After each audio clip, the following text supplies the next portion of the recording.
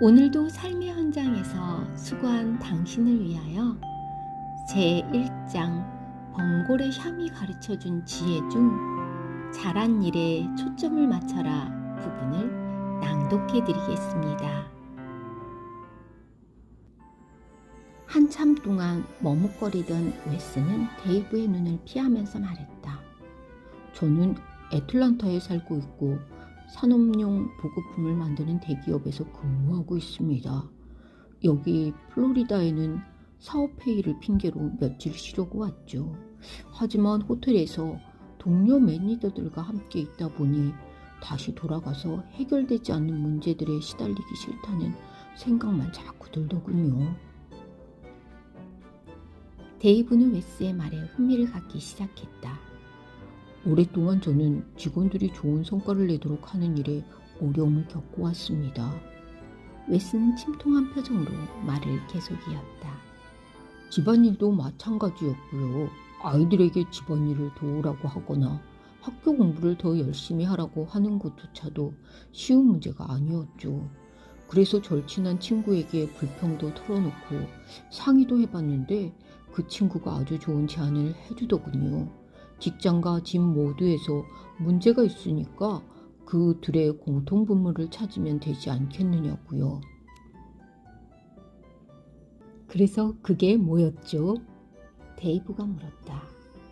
그 친구는 일이 잘 안 될 때마다 항상 누가 그 자리에 있었는지 생각해 본 적이 있나 하고 묻더군요. 두 사람은 갑자기 웃음을 터뜨렸다. 제가 직장에서든 집에서든 효율적으로 문제를 처리하지 못한다는 사실은 저도 알고 있습니다. 웨스가 다시 심각한 표정으로 말했다. 이런 상태가 계속된다면 직장을 잃을지도 모르죠. 그동안 사실 나름대로 노력도 많이 해봤습니다만 지금은 자포자기 상태에 가깝습니다. 데이브는 웨스의 하소연하는 듯한 어투에서 그가 정말로 걱정하고 있음을 느꼈다. 무대 뒤편을 좀 보여드리죠. 데이브는 손가락으로 무대 뒤편을 가리켰다. 그리고 나서 당신의 문제에 대해서 좀 더 얘기를 나누도록 하죠. 데이브는 문을 지나 몇 미터 떨어져 있는 훈련 장소로 웨스를 안내했다. 범고래 2마리가 거대한 검은색 등과 지느러미로 투명하고 푸른 물살을 미끄러지듯 가르고 있었다. 그 큰 덩치에서 폭발적인 힘의 잠재력과 함께 차분한 분위기마저 느껴졌다. 풀장을 돌아보면서 조련사는 고래들의 이름을 하나하나 알려주고 그들에 관한 재미있는 일화들을 소개해 주었다. 고래 한 마리마다 신뢰와 우정을 쌓아 나가는데 오랜 시간이 걸리죠. 데이브가 나직하게 말했다. 그런 신뢰와 우정이 아까 보셨던 쇼의 가장 기본적인 요소입니다. 고래는 인간과 그리 다르지 않습니다. 훈련시키는 방법이 마음에 들지 않으면 그걸 표현하죠.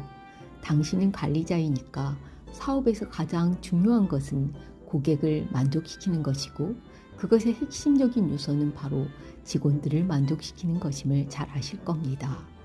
범고래들이 우리를 두려워하지 않고 서로 어울리게 되면 범고래와 우리 사이의 관계가 돈독하다는 사실이 관객들에게도 전달되죠.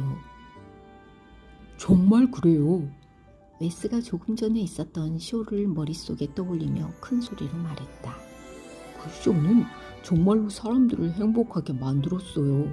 스타디움을 나가는 사람들의 모습을 보면 알 수 있죠. 관중들의 반 정도가 물에 젖었는데도 그들의 얼굴에는 미소가 가득했죠. 그 행복감은 범고래들에게서도 볼 수 있습니다. 데이브가 말했다. 쇼가 시작될 때 범고래들은 다들 입급적으로 몰려들죠. 그들은 쇼에 참여하고 싶은 겁니다. 범고래들은 쇼가 자신들에게 긍정적인 경험이 될 것이라는 사실을 잘 알고 있는 거죠. 그렇군요. 그것이 바로 범고래 훈련에서의 원칙이었군요. 그런데 신뢰를 쌓기 위해 구체적으로 범고래에게 어떻게 해야 하는 거죠? 받아 적으세요. 데이브는 웃으면서 조바심을 내는 웨스에게 다음과 같이 말했다. 긍정적인 면을 강조하라. 웨스는 그 말을 듣고 골똘히 생각했다.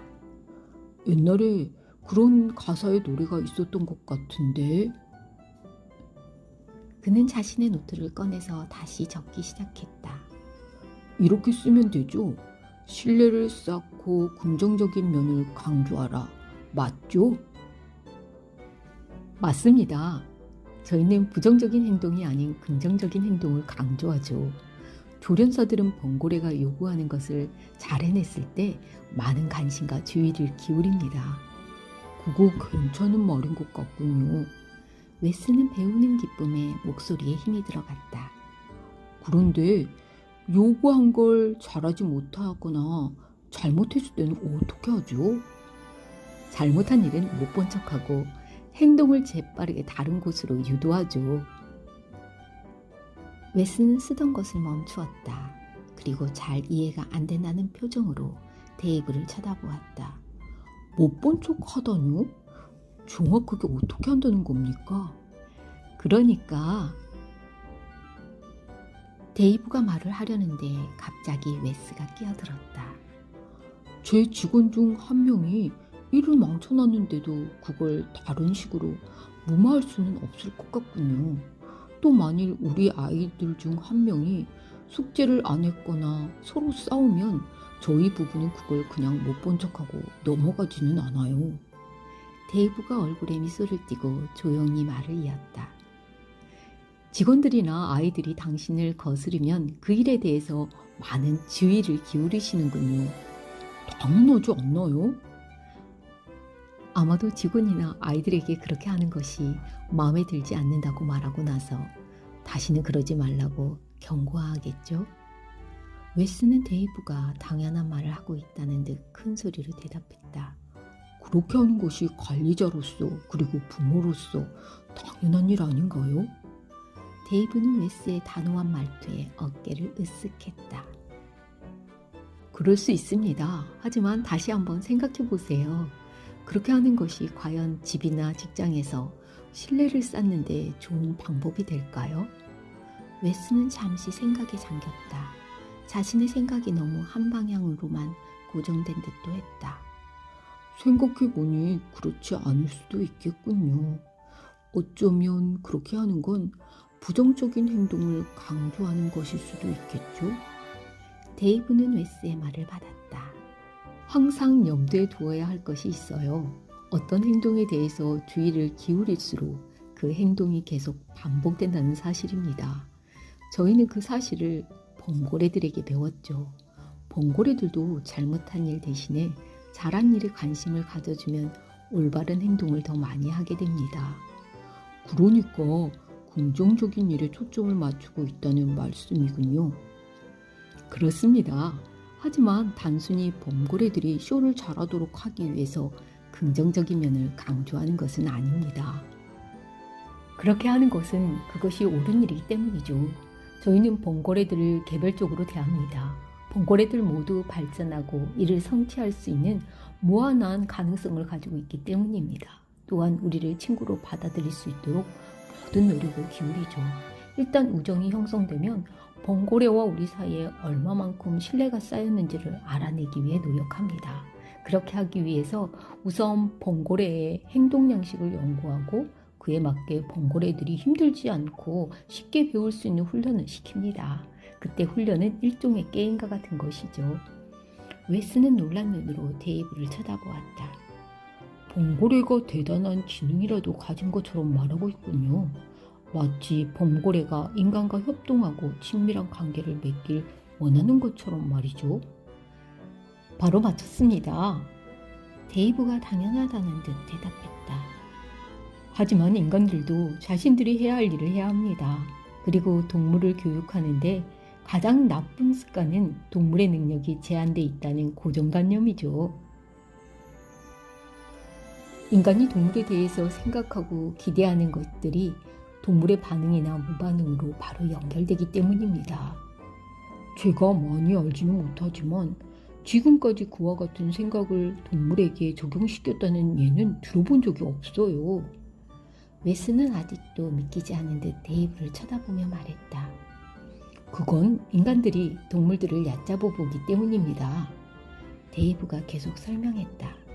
동물을 훈련시키는 전통적인 접근 방식은 월등한 존재인 인간이 열등한 존재인 동물에게 자신이 원하는 것을 하도록 만드는 것이었죠. 하지만 동물들은 인간의 마음을 놀랍게도 정확하게 읽어낼 수 있어요. 그들은 인간과 마찬가지로 인간의 기대에 부응할 수 있습니다. 당신이 요구한 것을 동물들이 해냈을 때 비록 그것이 한 번에 되었다고 해도 놀랄 필요는 없어요.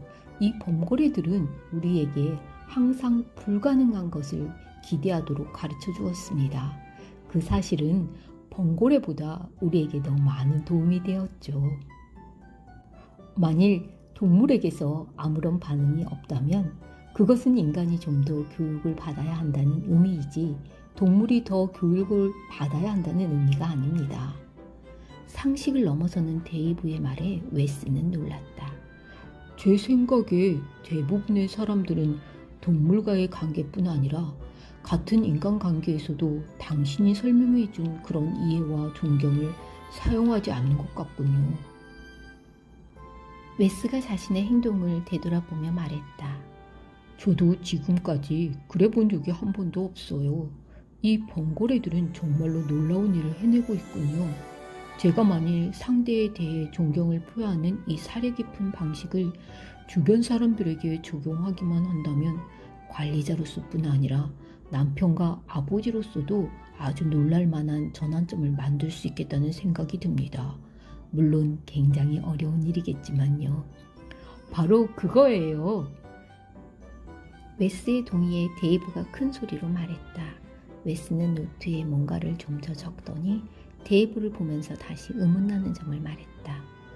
그런데 긍정적인 것에 초점을 맞추는 것이 중요한 건 알겠는데 잘못된 행동에 대해서 못 본 척하라는 말은 잘 이해가 안 되는군요. 데이브는 웨스의 의문이 당연하다는 듯 고개를 끄덕였다. 원치 않는 행동을 못 본 척하라는 것은 아무것도 하지 말라는 뜻이 아닙니다.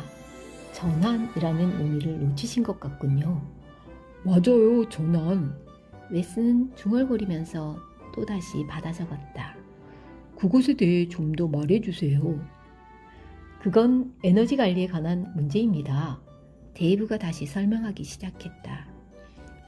그건 우리의 관심을 조절하는 것에서부터 시작됩니다. 그에 대해서는 강력한 규칙이 있는데 꼭 기억하세요. 잘못된 행동을 유발하지 않도록 하기 위해서는 그 행동에 많은 시간을 허비하지 않는다. 대신 우리는 잘못된 행동에 쓸 에너지를 다른 곳으로 전환시켜야 합니다. 에너지를 전환시킨다. 웨스는 데이브의 말을 받아 적으면서 중얼거렸다. 그런데 어떻게 전환시키죠? 상황에 따라 다릅니다. 만일 우리가 범고래에게 쇼에서 없어서는 안 될 행동을 요구할 경우에는 시간을 두고 원래 의도했던 행동을 범고래가 잘할 수 있도록 기회를 다시 주면 됩니다. 그 외의 경우라면 범고래가 좋아하고 잘할 수 있는 다른 방향으로 전환하도록 하면 되죠. 두 가지 경우 모두 우리는 범고래가 에너지를 전환하면서 잘해 나가는지 살펴보아야 합니다. 만약 잘한다면 계속 긍정적인 것을 강조하고 그에 따른 상을 주면 됩니다. 그때 상이란 먹을 것을 말하는 건가요? 음식도 물론 상이 될 수 있습니다. 데이브는 웨스의 추측에 동의했지만 이어 그 추측이 어긋날 수도 있음을 설명했다. 하지만 우리는 범고래가 좋아하는 뭔가 다른 것을 찾아내려 노력합니다. 제가 샴과 일을 하기 전에 샴은 계속해서 음식을 통해 행동을 지도받았습니다. 그런데 그렇게 하면 문제가 생깁니다. 해야 할 일을 해냈을 때마다 생선을 준다. 이 과정에서 뭔가 부작용이 생길 것 같지 않습니까? 웨스는 잠시 생각한 다음 대답했다. 원하는 일을 샴에게 시킬 수 있는 경우란 배고플 때뿐이라는 건가요? 그렇게 된다면 항상 샴을 배고프게 만들어야겠군요. 바로 그렇습니다. 그런데 범고래를 배고프게 만드는 것은 범고래나 조련사에게 좋지 않은 결과를 낳게 되죠. 데이브는 미소를 지었다. 그래서 우리는 머리를 쓰다듬어 주는 것과 같은 행동을 통해 범고래가 다른 긍정적인 것에도 익숙해지도록 만들어야 합니다. 범고래들은 만지고 쓰다듬어 주는 것을 좋아하죠. 우리는 범고래들이 자신들을 동기화시키는데 체벌을 사용하지 않는다는 사실을 명확하게 알고 음식 위에 다른 상에 익숙해지기를 바라는 것이죠. 포상을 다양화한다. 그럴듯하게 들리는군요. 웨스는 자신이 적은 것을 보며 말했다. 그 생각을 제가 처한 상황에 적용시켜보면 범고래에게 음식이란 인간에게 있어서 돈과 같다는 생각이 드는군요. 돈은 단지 기본적으로 제공되는 것이죠.